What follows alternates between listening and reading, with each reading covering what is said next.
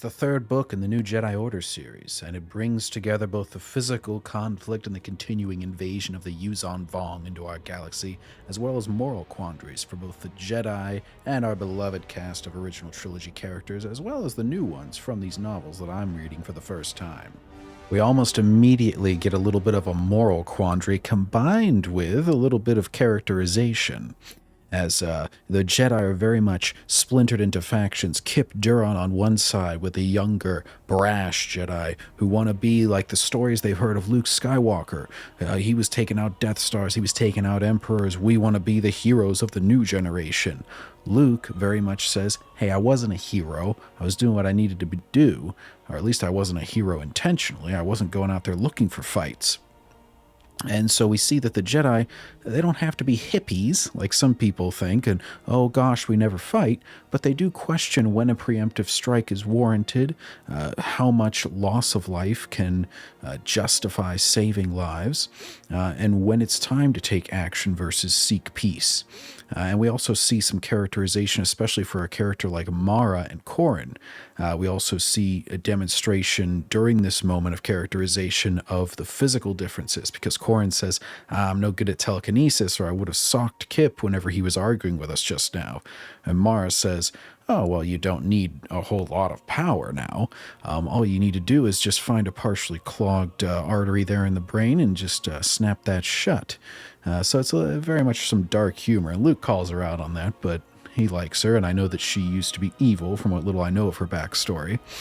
And so we get a lot of things interwoven in this moment as the Jedi debate what their role in this conflict can be. There's only about 100 of them, and they have hundreds of planets that are probably being invaded at this point as the Vong invasion fans out into their galaxy. And so they decide on basically taking a refugee role, helping get as many lives out as possible. And that serves the Force while also stifling the Vong somewhat, as they're not able to take as many slaves, and they're not able to build as much of that sort of army for themselves. And I note the fact that Corran brings up not being good at telekinesis, because this is a very stark difference with the Disney fan fiction continuity that we have now of, everybody gets good at the Force and they all get good in the same way. They can all of a sudden do a Force push or a pull or a mind trick or whatever. It's all just basically following the same exact path, and it's always a matter of unlocking it. No. This is very much differentiation. There are physiological differences in different Force users. Some are better at lightsaber fighting. Some are better at telekinesis. Some are better at the mind tricks. We see them use even illusion and such here. And some are better at just the whole meditative understanding of the Force. So we see greater differentiation between the Jedi. Variety is the spice of life, and it acknowledges the inherent strengths and weaknesses of each character individually, rather than just having them all be a bland blah on the path to the same destination.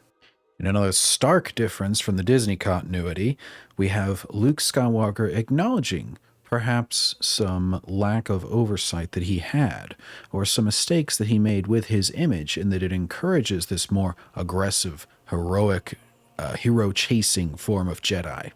And so Luke acknowledges this failure of his, but he doesn't go and get secluded and depressed, even though it may have caused some very serious issues. He pushes forward, he continues to lead, he learns from his mistakes with his supportive, beautiful, red-headed wife. And to go with the whole theme of not everybody's the same, there are also some winners and losers and successes and failures when it comes to something like Rogue Squadron. Jaina talks about the process for Rogue Squadron and how to get in, how they effectively weed out the weaklings. She doesn't call them weaklings, but that's effectively what they're doing by showing them horrific Vong footage of this invasion of Dantooine and their previous encounters with them. And anybody who can't stomach that, or she detects in the Force that they're wavering like that, it's pretty much, you're out of there. And furthering that point on Rogue Squadron, Jaina specifically talks about how not having the Force for a lot of its members makes them adapt in different ways, and how that perspective is valuable. Here we have an actual diversity in powers, a diversity of thought, the diversity that actually matters in life. And she talks about how not everybody, she doesn't talk about it, but I realize how not everybody has to be a Jedi. Again, in a lot of the modern Star Wars storytelling, it's this end goal of just, well, we'll make this character use the Force eventually, and that'll be their thing. And that is simply not how they go here. Instead, they very eloquently explain why having people who don't use the Force, and even in the last book, whenever Mara was talking to Anakin about not using the Force in many situations when he could, how that adds to his perspective and his character and eventually his power. Speaking of the Solos, they're very much elaborated on as far as their grieving process goes in this book. We see Han basically sidelined, and he's later replaced by a smuggler-like character for a large portion of the story. But whenever, in the brief glimpse that we do see him in this story, he's very disheveled, drunken, very much not in the fight. And so we see him very much broken down by the death of Chewbacca. It still weighs on him. It's not something he gets over in a scene or even one book. And all the Solo kids are processing that differently. The kids almost don't recognize him, and it gets Jason and Jaina talking about how they have this difference in their psychology, what the hell is that? Psychology, where they talk aspiration versus living in the moment, how he always looks to the future and never his mind on where he is, what he's doing. And, that was a terrible Yoda impression, but you get my point. It touches on that theme without directly referencing Yoda. Yeah, I actually made that note because I go, this is the Luke Skywalker in him, where he has that lack of moral clarity in the moment because he's always looking at his greater destiny. And Jason especially falls prey to this, and Jaina kind of has to talk him down a little bit. I wish that, she would give a little bit in some of these talks as well, but maybe that's coming later. But right now, she seems like it's kind of like a she's always right and teaching the other person thing, which for a 16-year-old or whatever she's supposed to be is a little bit up there. But she still has some squadron commanders and such that she will acquiesce to. So I'm not, going to give her any sort of bad titles or anything. But, it's something to watch out for. But this is a very nice, deep conversation that her and Jason have after seeing their father the way that he is. It doesn't directly prompt it, but it very much feeds into them opening up emotionally to each other because they don't have their dad to open up to. Their mom's busy. And so they got to just go, okay, let's talk with each other. And they're twins, so they have that emotional connection right from the get-go. And it didn't seem like Leia was involved in a great number of scenes in this novel.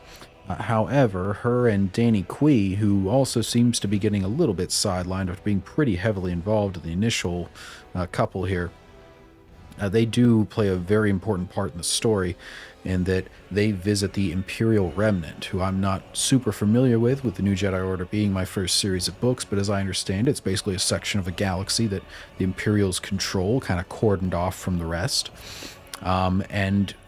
Basically their commander, Pelion, he touches a little bit on the Vong strategy, and it gets into more strategic than anything Thrawn did in the Ahsoka show, where he talks about how the Vong probably invaded how they did because it's right in between New Republic space and Imperial Remnant space, effectively making a coordinated sort of bottled-in defense almost impossible because they don't entirely trust each other. So whenever you invaded a border, it sort of disorients the enemy.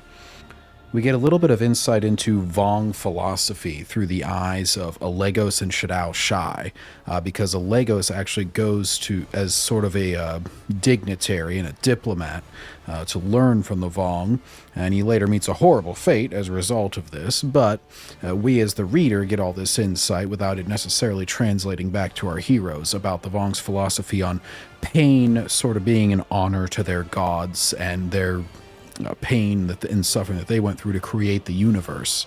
I'm sure we'll get more insight into that in later books with the religious leaders and such coming in. Another bit of nice, sort of a philosophical discussion that we get, although it's not framed as such, it's framed as more of a moral discussion, is when Anakin and this character Chalko, who sort of fills in for Han Solo, while Han is still, in this novel, grieving the death of Chewie, he's still sort of sidelined. And so there's a Jedi, De Sharakor, who's a Twi'lek, who begins searching down not even ancient, but imperial super weapons. And Luke, Mara Jade, Anakin, and this Chalco character end up having to pursue her, and it leads to some interesting moral quandaries to get information, such as Anakin deciding to sort of divert from Luke's guidance. He was told to stay on the ship. This Chalco character ends up sort of being a lead and then getting roped into the chase for this Desharakor woman. And so Chalco ends up getting some information via brokering a sort of deal with someone at this spaceport. However, to do that, he has to give them a little inside scoop. Because of information he now knows, he says, hey, there's going to be a lot of refugees. You should buy up housing now because it's about to get super valuable and you can effectively choke some extra credits out of these people.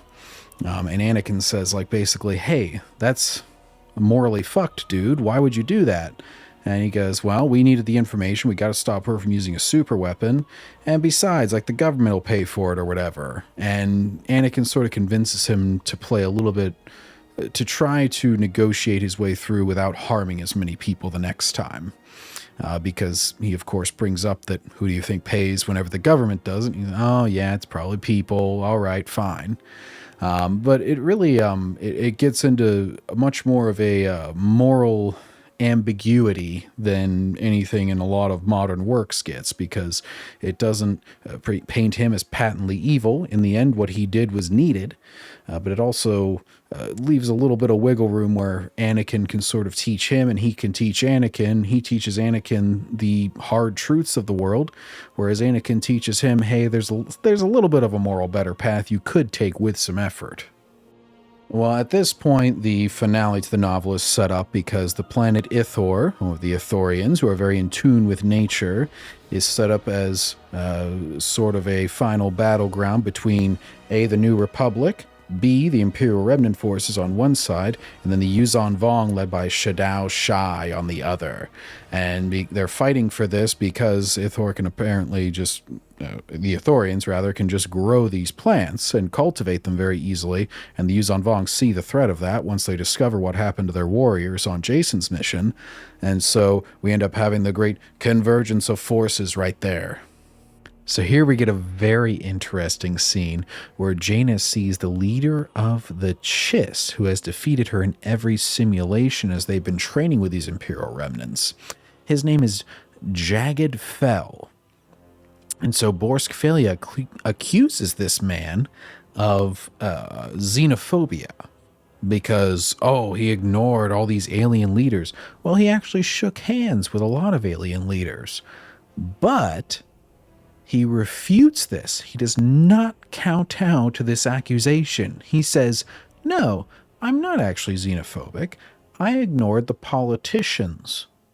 And I acknowledge the military leaders because that's who I respect, because I grew up with the Chiss and I was a minority among the Chiss. And guess what? I'm not going to take this accusation as automatically correct. And Borskfelia, you are indeed wrong. And Jaina actually acknowledges that Jagged Fell is sort of like Wedge and a couple of others, and that he sends out ripples in the Force, even without realizing that he's doing so because he's not Force attuned, but he's just an incredible pilot. So before the battle, we get a really good scene on Ithor about this priest who basically makes each of the Jedi give up something. They have to participate in these sort of religious ceremonies in order to be able to fight on the surface of the planet. It's sort of a sacred ground, especially the jungles, because of how much they value nature. And so we go through and we have Luke giving up responsibility. In other words, he's going to let others take responsibility for the future of the Jedi and how the Jedi are defined rather than taking it all himself. Desharakor, she gives up her hatred because she basically justified all of her actions and she could kill however many people she wanted as long as they were slavers, and that's how she justified going after the super weapons to destroy the Vong. Corran says the fear of failure. He won't let that control him anymore. Anakin, his own self-assuredness. Ganner, his pride, and he keeps a scar from the previous battle to remind himself not to be prideful. He says a lot of the other Jedi need to learn that lesson, especially before they face the Vong. Jason, he gives up, touching on his earlier conversation with Jaina, he gives up the need to know the future. And so we see the culmination of a lot of these character arcs that have been developing throughout this book, and I'm sure will continue to be developed in future books. But this is a nice way to hit on them each during the lead up to the climax of this novel. We also get something you would never get with Disney, which is an admission of a female that a male was right about something. Because Desharakor thanks Luke for his trust, even after her vile mission that she was trying to carry out. And she admits that she was wrong and let her hatred make her a slave, metaphorically speaking, as opposed to literally like she was before. And so, oh my gosh, the man is right about something, guys. Burn the whole thing down. How dare they? We also get an interesting look at the political situation with the Vong, because Shadao Shai has sort of been bullying his assistant this entire time, this entire novel. He's really just been pummeling him anytime that he even slightly questions him or brings up anything to contradict him. And so we finally see that sort of come to fruition, and that the assistant thinks he's getting too close to a Legos, that it's poisoned his mind. Shadao Shai is letting a little bit of vengeance take hold because he knows that Corrin desecrated his ancestors' bones, and so he wants the ground assault. His assistant and this war master, who the assistant is secretly coordinating with, they both want to just fucking vaporize the planet. Then in a scene that would definitely be frowned upon for making the women all baby crazy, what are they, just baby factories? And for her being codependent upon the man, and Luke being dependent on her, of course. This is all just toxic relationships all over the place, according to many modern writers, because we have Amara thanking Luke for how much he's been there to support her, and he says he couldn't have done it without her. Great chemistry, loving dialogue, romantic, teasing, kind of sexy. She begs him to be with her tonight, to enjoy some time by themselves before this battle. They know they've got a little bit of time. And she needs that emotional support. And she wants a baby, she says. She says there's nothing more than if she had, his baby inside of her right now, but she's got this terrible disease. And they haven't been able to do that. So it's just a wonderful romantic scene. It further cements their relationship, which I didn't even see the start of, but I greatly enjoy in these novels. And in yet more terrible toxic news, Jaina is pretty much splooshing over Jagged Fell at this point, just blushing and thinking of him and saying, oh gosh, I can't let these feelings interfere during my battle. And she finds his maturity and formality alluring, very much the Chiss characteristics that he's globbed off of them. Meanwhile, Shadao Shai sends a message to Corrin. He learned from his time with the Legos that Corrin, he was known to a Legos, and that they were somewhat friends. And so he ends up sending the properly honored bones of a Legos back. He murdered the fucker, and he sent his bones like all imbued with gold and gems and shit. And he leaves a message through this Villip, which is the Vong, the organic way that they communicate without using technology. It's like these little monsters that turn into other people's faces, and then you can either do recorded or direct messages, or like a phone even. But he basically says, hey, this is how you properly honor someone's bones. How dare you steal my ancestors? I'm going to come to Ithor now and murder you. However, Corrin gets a bargain going, and he says, hey, you hate me, I hate you now. We both taken something valuable from each other, and I got your ancestors' bones right here. How about you come and take them? I'll wager 7 days for Ithor. Or I'm sorry, we're going to wait 7 days to duel, and then if I win, you leave Ithor alone. If you win, then you get your bones back. And they basically lay down a little bit of a bargain for the planet here. We get again the connection between Jason and Jaina as near the start of the space battle. Jaina's wing person, wing woman, Annie, who is a little bit confusing because I'm used to Annie being used as a nickname for a character named Anakin. Not in this case. Her name is actually Annie. And she gets taken out by the Vong, and he feels her pain through the Force. She knew Annie, well enough. They had been together for some months or however long she had been with Rogue Squadron, and it really tears her apart. He feels it planet-side.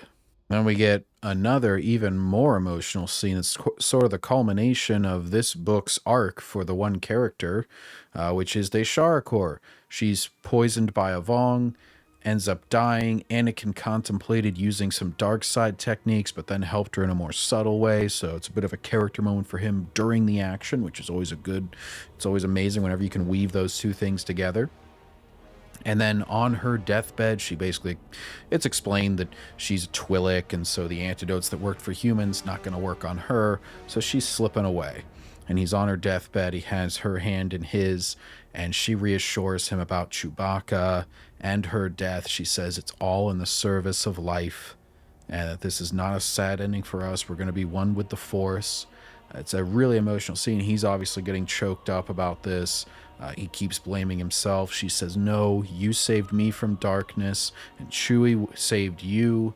And now I'm sort of helping save you from going down any sort of darker path. So we're all in service to each other. We're all intertwined like this.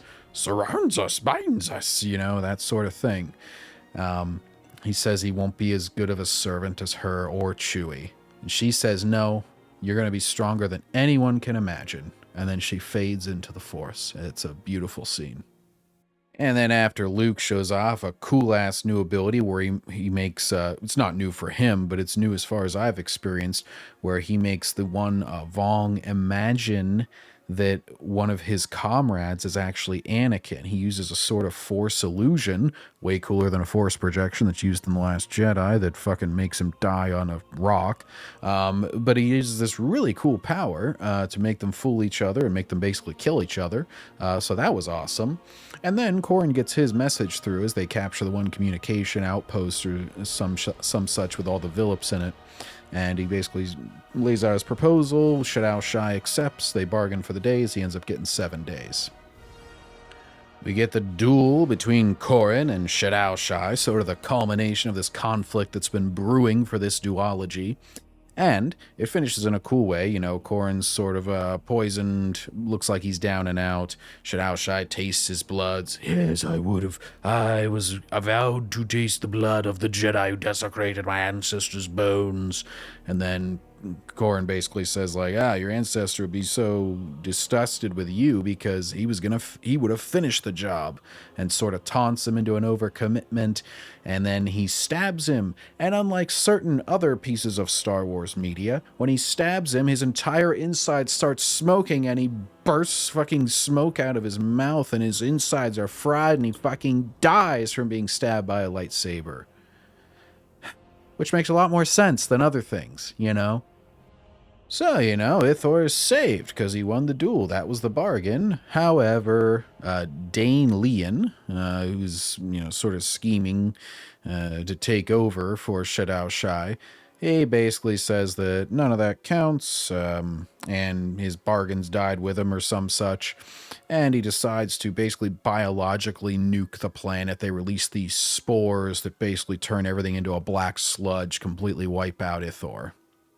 Leon's victory is short-lived, though. He's given command over the Legacy of Torment, which was Shadao Shai's ship, the capital ship that they've been using. And basically, he's lured into a trap. Prefei and Pelion, the Bothan commander for the New Republic, and the Imperial Remnant commander, they quickly lure him into a trap. They kind of figured on some deception, and they were prepared for this, using some of the hyperspace lanes that they knew the Vong would have to take, and as well as their knowledge of Vong technology. They basically make the ship start to get pulled into orbit. They have to boost to get out of being pulled into the dead planet, which Ithor is at this point. It's just all biological life is basically wiped out on it. But their ship's getting pulled into it, and then they have to use all their Dovin basils to try and thrust out of that, and then they have nothing left to shield them, and they just get torn to shreds. Dane Leon gets nuked as soon as he gets command of this ship, so nobody on the Vong really makes it out scot-free. And Pelion unfortunately has to depart back to the Imperial Remnant, as hearing this news of Ithor, it sort of sends a shockwave through the galaxy, because this is the most well-known and I guess populated kind of planet that have been taken so far, at least the most significant. And so its fall really demonstrates like, oh, this is the real deal. And we start to have Pelion bring up, he's like, all those people that were brought together under the big umbrella of the New Republic, those fractures are going to start to show. Not using as a threat or anything as an Imperial, but he's saying basically us Imperials are retreating into our little shell. I only hope that you guys can fare well, because we know we're not going to be able to hold out on our own. And the fact that, the New Republic has a lot of disparate groups that were brought together to face the Empire, is that unity going to hold? Are they going to start surrendering? Are they going to start bargaining with the Vong? Are they going to start thinking, oh, we can use the Vong and get back at our old enemies? All these little fractures are going to really start to crack. Speaking of fissures, we start to see some fissures between both the New Republic and the Jedi, which had already sort of been forming, and the Jedi already had to kind of operate independently because Borsk Phalia didn't want to officially sanction any operations for them and such. However, now we start to see some fissures among the Jedi, because Corran says basically, I've got to take responsibility for this. He's blamed for Ithor almost immediately in its death. And so he says, yeah, put it on me. Say that it was unsanctioned by Luke. And Luke kind of begrudgingly agrees to this. Jason says, no, we can't lie to preserve, anything political and that sort of thing. And so we get his... what would you say, his ethical purity is sort of getting in the way of his practicality. And he sort of starts getting stuck in his ways, sort of like the Jedi of old, quite frankly. So that final note of disappointment and perhaps a dark note of both Ithor dying and all these fractures appearing in the various good factions, as well as with the Vong. Although the good guys don't know about that one. As far as the fractures between their religious group, their political groups, and their warrior class. But then you have the New Republic with, all of its different species, the Imperials sort of retreating back into their home, and then the Jedi, philosophically disagreeing and having their forming fissures in there. But we also get a little bit of a hopeful note, because Jaina and Anakin have a nice talk. It's the death of Annie is weighing on her. It goes through basically how she's talked to Annie's mother and all this stuff. How she had to break the news, that sort of military story of the, the guy who's got to go tell the family about what happened. It's always a heartbreaking sort of thing. And Anakin eventually ends up offering to become her wingman. As he says, we both know what it's like to have the death of someone weigh on us. He had Desharcourt in this book, and then he's had Chewie for multiple novels now. This is called character development, advancement, tragedy, failure. It's all feeding into their continuing storylines and now into the intermingling. This is a web of character development rather than a straight line, which seems to be at the very most what Disney's capable of. But in this book, it's just, that is the least of what you get. And this whole series, it's been really impressive how they've woven together a lot of disparate characters, a lot of which I'm being introduced to for the first time in this series. This was just the third book. But already feel a great connection, very memorable. I'm getting names down organically rather than just, rote memorization, because they're memorable, they're distinctive, both in their abilities, but also in their content of their character themselves, how they act, how they respond to situations, and what's in their heart. And there's very little inner monologue. A lot of times they express these things, but it's enough inner monologue to sort of get you these insights as well. And you get a lot of it just intuitively between how they interact with each other. So that's just well-written character interaction where you're getting multiple things out of each interaction. And so overall, I'd say this one, I mean, I'd like to keep my reviews sort of more general categories. It's not a perfect novel by any means, but there's wasted scenes. There's a little bit of Jaina is still a little bit of a know-it-all character for me. She almost always seemed, although I really liked that scene at the end with Anakin because it was the first time that she sort of needed someone and was comforted and wasn't always in the position of power. And so you need to switch that up every once in a while, and they did. But overall, I'd say it's a solid 4 out of 5. Absolutely. And I can't wait for the next one. So we'll see you next time. Keep on reading real Star Wars.